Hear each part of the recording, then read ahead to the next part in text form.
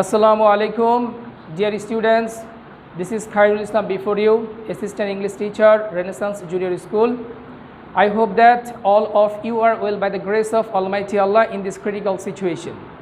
Today I will discuss an important topic for the students of class 8. The topic is transformation of sentence or changing sentence.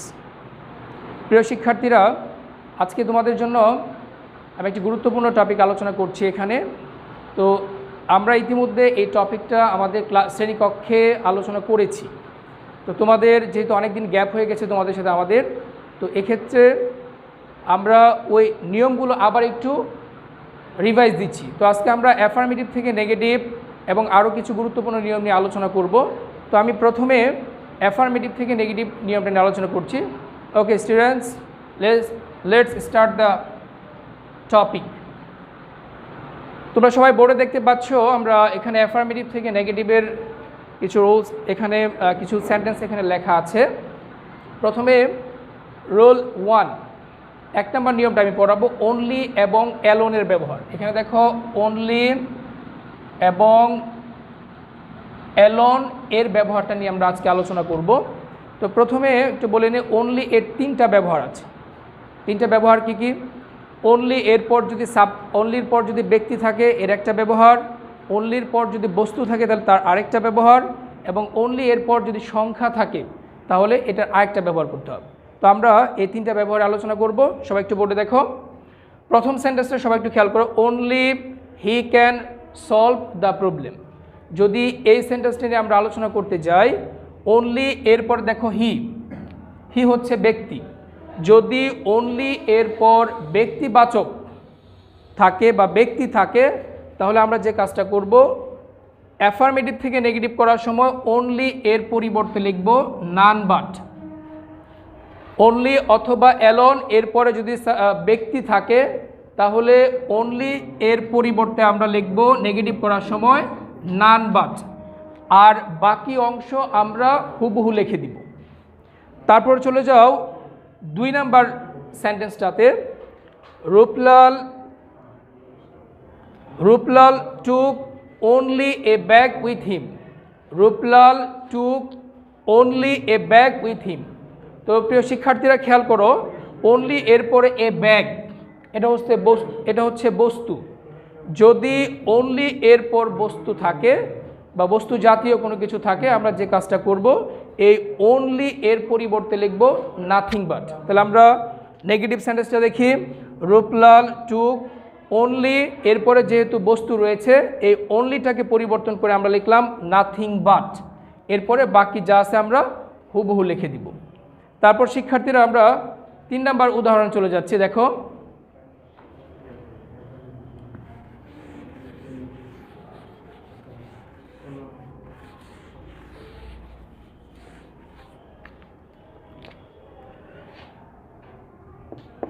he was only 5 years old. He was only 5 years old. যখন আমরা এই affirmative সেন্টেন্সটাকে negative করব, দেখো কীভাবে করতে হয়। Only এরপরে যে শব্দটা রয়েছে বা যে ওয়ার্ডটা রয়েছে সেটা হচ্ছে সংখ্যা।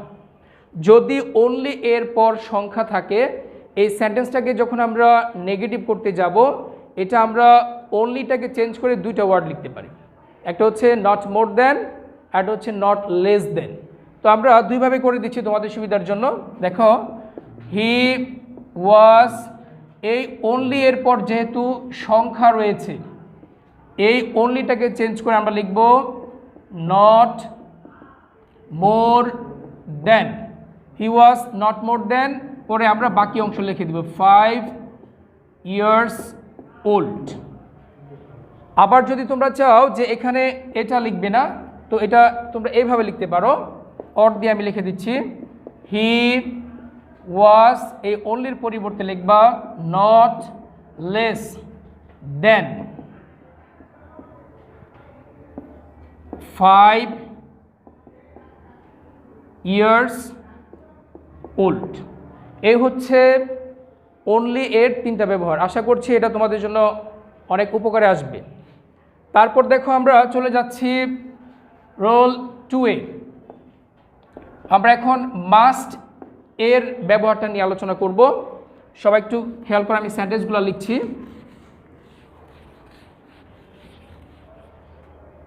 Number 1, we must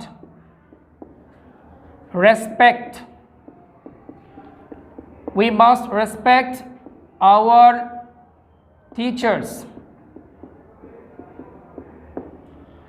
এই মাস্ট যুক্ত অ্যাফার্মেটিভ সেন্টেন্সকে আমরা যখন নেগেটিভ করতে যাব, মাস্ট যুক্ত অ্যাফার্মেটিভ সেন্টেন্সকে যখন আমরা নেগেটিভ করব, শুধুমাত্র একটা কাজ করবে। কাজটা কি? এই মাস্টের পরিবর্তে তোমরা লিখবে ক্যান নট বাট। লেখো উই, এই মাস্টের পরিবর্তে আমরা কি লিখব? ক্যান নট বাট, এরপরে বাকি অংশ লিখবে রেসপেক্ট আওয়ার টিচার্স। আমি আবার বলছি শিক্ষার্থীরা, দেখো যদি কোনো অ্যাফার্মেটিভ সেন্টেন্সে মাস্ট থাকে এবং তাকে যখন নেগেটিভ করতে বলা হবে, তখন নেগেটিভ করার সময় আমরা যে কাজটা করব, শুধুমাত্র এই মাস্টের পরিবর্তে আমরা লিখব ক্যান নট বাট, আর বাকি যা আছে হুবহু লিখতে হবে। তবে এটা আমরা আরেকভাবে লিখতে পারি। তোমাদের সুবিধার জন্য ওই নিয়মটা আমি বলে দিচ্ছি। তুমি মাস্টের পরিবর্তে আরেকভাবে লিখতে পারো। আমি অর দিয়ে করে দিচ্ছি, দেখো সবাই। উই, এই মাস্টের পরিবর্তে আমরা যে কাজটা করতে পারি, প্রথমত হচ্ছে আমরা মাস্টের পরিবর্তে লিখতে পারি ক্যান নট হেল্প। মাস্টের পরিবর্তে আমরা লিখতে পারি ক্যান নট হেল্প। তবে যদি আমরা মাস্টের পরিবর্তে ক্যান নট হেল্প লিখি, তাহলে মাস্টের পরে যে ভার্বের প্রেজেন্ট ফর্মটা থাকবে, মাস্টের পরে ভার্বের যে প্রেজেন্ট ফর্মটা থাকবে, অবশ্যই তার সাথে আইএনজি যোগ করতে হবে। তাহলে উত্তরটা কি হবে? উই মাস্টের পরিবর্তে আমি ক্যান নট হেল্প দিলাম, আর তুমি যদি মাস্টের পরিবর্তে ক্যান নট হেল্প ব্যবহার করো, তাহলে অবশ্যই মাস্টের পরে যে ভার্বের প্রেজেন্ট ফর্ম থাকবে তার সাথে আইএনজি যোগ করতে হবে। তাহলে এখানে আমাদের প্রেজেন্ট ফর্ম আছে রেসপেক্ট, তাহলে আমরা এখানে কি লিখব? Respecting our teachers. তাহলে সেন্টেন্সটা মাস্ট তুমি দুইভাবে লিখতে পারো, তোমার কাছে যেটা সহজ মনে হয় তুমি সেটা করতে পারো। তো আমি আবারও এই নিয়মটা বলে দিচ্ছি। প্রথমে দেখো, উই মাস্ট, অ্যাফার্মেটিভ সেন্টেন্সটা হচ্ছে we must respect our teachers. তো এটাকে যখন তুমি নেগেটিভ করবা, একদম সহজভাবে হচ্ছে এই মাস্টের পরিবর্তে যদি ক্যান নট বাট লেখো, মাস্টের পরিবর্তে শুধু ক্যান নট বাট লেখো, আর বাকি অংশ যদি তুমি হুবহু লিখে দাও, তাহলে নেগেটিভ হয়ে যাবে। আর এটার আরেকটা নিয়ম হচ্ছে, যদি তুমি মাস্টের পরিবর্তে ক্যান নট হেল্প ইউজ করো, তাহলে অবশ্যই মাস্টের পরে যে ভার্বের প্রেজেন্ট ফর্মটা থাকবে তার সাথে আইএনজি যোগ করতে হবে। এখানে মাস্টের পরে ভার্বের প্রেজেন্ট ফর্ম হচ্ছে রেসপেক্ট, এর সাথে আমি কি যোগ করে দিলাম? আইএনজি যোগ করে দিলাম, রেসপেক্টিং আওয়ার টিচার্স। তারপরে চলে যাচ্ছি আমরা 3 নাম্বার রুলস।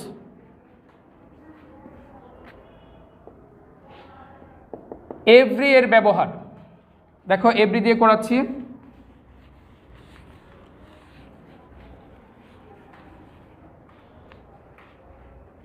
প্রথম দেখো, এভরি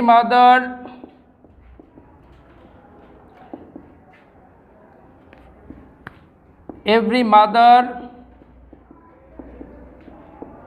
loves her child। তারপর দেখো, আমি আরেকটা সেন্টেন্স লিখছি,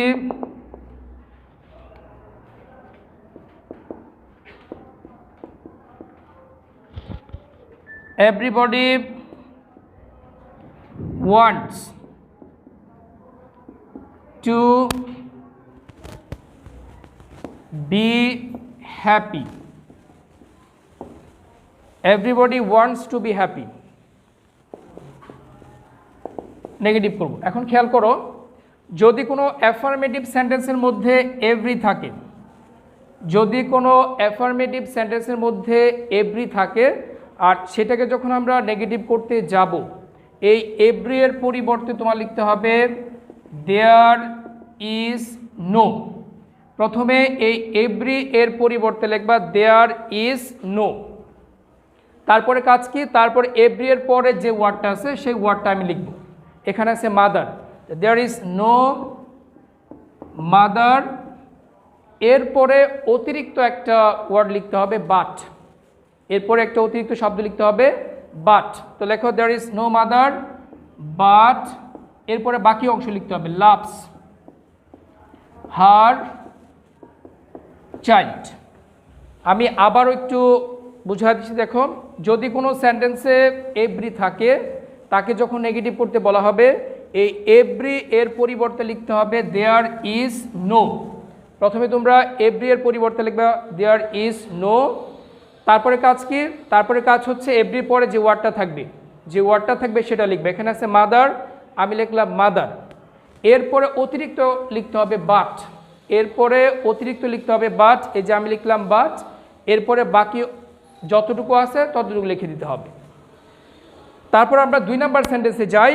দেখো এভরি আছে, এখানে আমরা এভরি এর পরিবর্তে লিখব দেয়ার ইজ নো।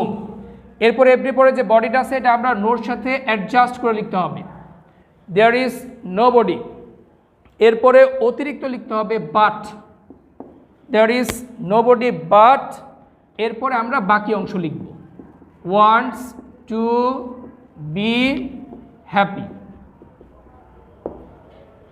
তাহলে উত্তর হচ্ছে there is nobody but wants to be happy. তাহলে 3 নাম্বার রুল চলে গেল। তারপরে আমরা করাচ্ছি 4 নাম্বার নিয়মটা। দেখো রোল 4, রোল 4 দেখো অলওয়েজ যুক্ত।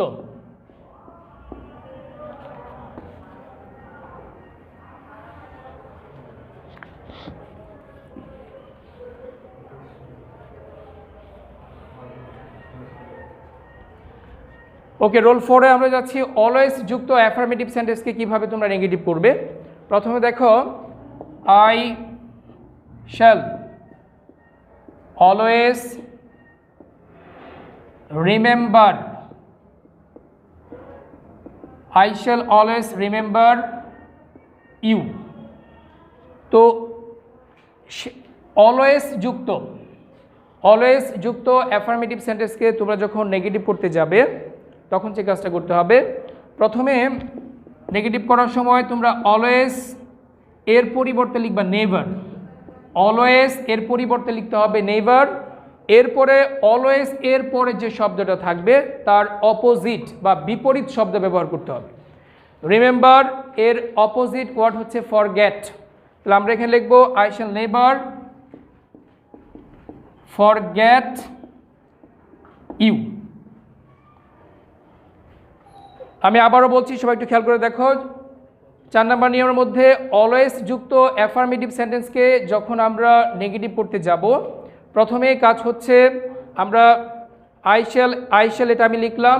প্রথমে কাজ হচ্ছে অলওয়েজ এর পরিবর্তে লিখতে হবে নেভার, এবং অলওয়েজ এর পরে যে শব্দটা থাকবে তার বিপরীত বা অপোজিট ওয়ার্ড লিখতে হবে। রিমেম্বার এর অপোজিট ওয়ার্ড হচ্ছে ফরগেট। ইউ এখানে আমি লিখলাম ইউ। এরপর চলে যাচ্ছি আমরা 5 নাম্বার রুলসে।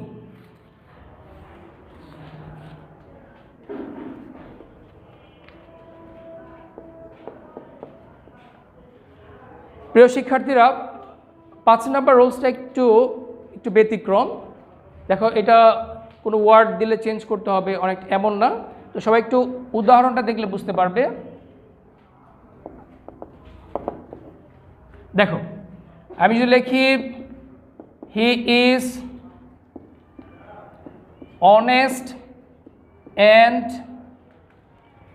পায়াস, এটাকে যখন আমরা নেগেটিভ করবো, আর তোমরা প্রিয় শিক্ষার্থীরা ইতিমধ্যে তোমরা জানো আমরা যখন অ্যাফার্মেটিভ সেন্টেন্সকে নেগেটিভ করি এর অর্থের পরিবর্তন হয় না। তো এক্ষেত্রে দেখো আমরা এই সেন্টেন্সটা লিখলাম he is honest and pious. এটাকে যখন আমরা নেগেটিভ করব এর সিস্টেমটা কি, এখানে যে কাজটা করতে হবে তোমাদের প্রথম লিখবা হি ইজ, এখানে যে ভার্ব আছে অক্সিলারি ভার্ব, যদিও এখানে ইজটা এখানে মূল ভার্ব হিসেবে বসছে, এই ইজের পরে প্রথমে লিখতে হবে নট। আচ্ছা আমি লিখলাম নট। এরপরে যে শব্দটা থাকবে, একটা শব্দ থাকতে পারে আর কয়েকটা শব্দ থাকতে পারে, যে শব্দটা থাকবে তার বিপরীত। যদি আমরা বলি অনেস্ট, অনেস্টের বিপরীত হচ্ছে ডিসঅনেস্ট, অ্যান্ড এভাবে রেখে দিব। আর পায়াস এর বিপরীত হচ্ছে ইমপায়াস। তাহলে অ্যান্সারটা হচ্ছে হি ইজ, সেন্টেন্সটা হচ্ছে he is honest and pious. এটাকে যখন আমরা নেগেটিভ করব, প্রথম হচ্ছে আমরা এখানে যে ইজ আছে, ইজের পরে আমরা লিখব নট। এখানে ইজের জায়গায় ওয়াজও থাকতে পারে, আরও থাকতে পারে।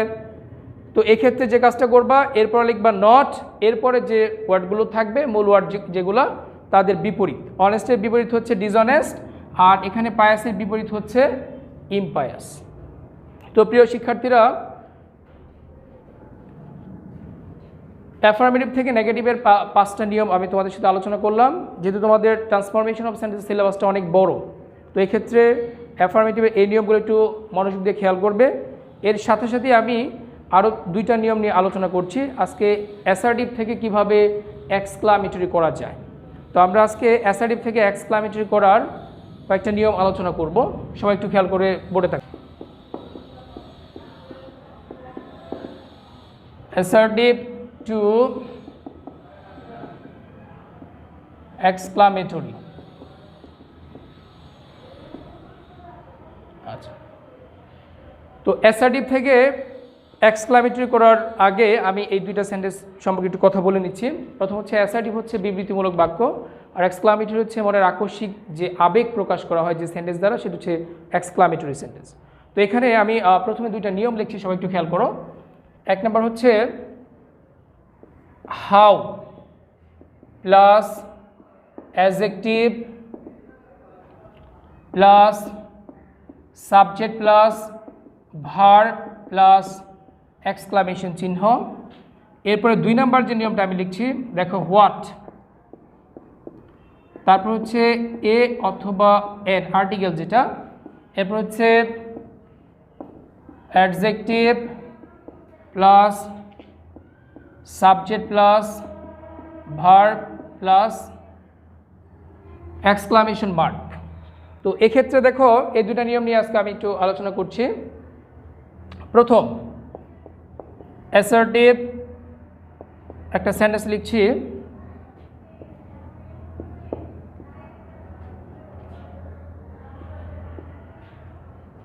হি was very smart. He was very smart. যদি আমরা এই অ্যাসার্টিভ সেন্টেন্সটাকে আমরা এক্সক্লামেটরিতে করতে যাই, আমরা কোন নিয়মটা ফলো করব এটা তোমাদের বুঝতে হবে। তোমরা এখানে সহজভাবে তোমাদের একটা কথা বলে দেই, যদি সেন্টেন্সের মধ্যে দেখো যে আর্টিকেল এ অথবা এন, এটা কোনো সেন্টেন্সের মধ্যে দেওয়া নাই, যদি অ্যাসার্টিভ সেন্টেন্সের মধ্যে আর্টিকেল এ অথবা এন দেওয়া না থাকে, তাহলে তোমরা কোন নিয়মটা ইউজ করবা? তোমরা প্রথমে হাউ এর নিয়মটা ইউজ করবে। এরপর হচ্ছে যদি সেন্টেন্সের মধ্যে আর্টিকেল এ এন থাকে, তাহলে তোমরা এই হোয়াট এর যে নিয়মটা আছে সেটা ব্যবহার করবে। ওকে, তো আমরা হি ওয়াজ ভেরি স্মার্ট, যেহেতু এখানে আর্টিকেল এ অথবা এন নাই, তাহলে অবশ্যই আমরা প্রথম নিয়মটা ব্যবহার করব। আচ্ছা, প্রথম কি আছে? হাউ। এরপরে কাজ কি? এরপর হচ্ছে অ্যাডজেক্টিভ। তোমাদের সুবিধার্থে আমি একটু বলে রাখি, অ্যাডজেক্টিভ যারা চিনো না তাদের সুবিধার জন্য একটু বলে রাখি, তোমরা সবসময় মনে রাখবা ভেরি এবং গ্রেট এরপরে যে শব্দটা মূলত দেওয়া থাকে সেটা অ্যাডজেক্টিভ হয়। ভেরি এবং গ্রেট যদি সেন্টেন্সে দেওয়া থাকে, তারপরের শব্দটাই, তারপরে যে ওয়ার্ডটা থাকবে সেটা হচ্ছে অ্যাডজেক্টিভ। তো এক্ষেত্রে আমি হাউ লিখলাম, এরপর লিখবো অ্যাডজেক্টিভ। এখানে অ্যাডজেক্টিভ হচ্ছে স্মার্ট, লিখলাম স্মার্ট, হাউ স্মার্ট। তারপরে কি আছে? সাবজেক্ট। এখানে সাবজেক্ট হচ্ছে হি, লিখলাম হি। তারপর হচ্ছে ভার্ব, এখানে ভার্ব কোনটা? ভার্ব হচ্ছে ওয়াজ। হাউ স্মার্ট হি ওয়াজ। সর্বশেষ আমি দিব এক্সক্লামেশন মার্ক। তবে এক্ষেত্রে একটা বিষয় মনে রাখবে যে যদি কোনো অ্যাসার্টিভ সেন্টেন্সে ভেরি অথবা গ্রেট থাকে সেটা বাদ দিতে হবে। যদি কোনো অ্যাসার্টিভ সেন্টেন্সে ভেরি অথবা গ্রেট থাকে, এক্সক্লামেটরি করার সময় সেটা বাদ দিতে হবে। লাস্ট আমরা এই নিচের নিয়মটা করে আজকে ক্লাসটা শেষ করব। সবাই একটু খেয়াল করে দেখো।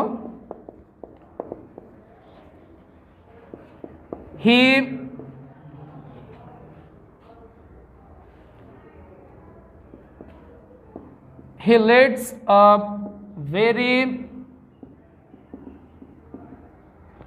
miserable life। তো এটাকে যখন আমরা এক্সক্লামেটরি করতে যাব, প্রিয় শিক্ষার্থীরা একটু খেয়াল করো, এখানে এই অ্যাসার্টিভ সেন্টেন্সটার মধ্যে আর্টিকেল আছে এ। যখন কোনো অ্যাসার্টিভ সেন্টেন্সের মধ্যে আর্টিকেল এ এন থাকবে তখন তোমাদেরকে অবশ্যই 2 নাম্বার যে নিয়মটা আছে সেটা ব্যবহার করতে হবে। তো 2 নম্বর নিয়মের শুরুতে আছে হোয়াট, আমি লিখলাম হোয়াট, এরপর হচ্ছে এ অথবা এন, এখানে আমি এ আছে আমি এ দিলাম হোয়াট এ। তারপরে নিয়ম আছে অ্যাডজেক্টিভ, এখানে অ্যাডজেক্টিভ কোনটা একটু আগে তোমাদেরকে বলছিলাম যে যারা সহজভাবে অ্যাডজেক্টিভ চিনো না তারা বেরির পরে যে ওয়ার্ডটা থাকে সেটা মূলত অ্যাডজেক্টিভ।